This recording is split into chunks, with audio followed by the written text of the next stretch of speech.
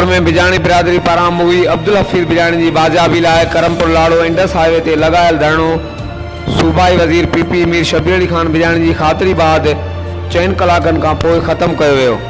DIG Larkana SSP Shikarpur सूबाई वज़ीर PP Mir Shabir Ali Khan Bijani सां राब्तो करे संदसि जी मदद सां रोड खोलायो।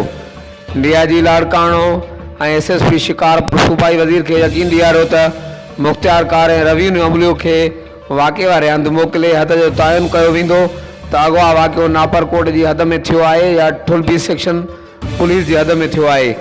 वाक़ियो जंहिं थाणे जी हद में साबित थींदे ई वाक़े जो जल्द केस दाख़िल करे मुगी जी बाज़ियाबी लाइ कोशिशूं तेज़ कई वेंदियूं। हर वक़्तु आगाह लाइ ॾिसंदा रहो JTN वेब न्यूज़ करमपुर।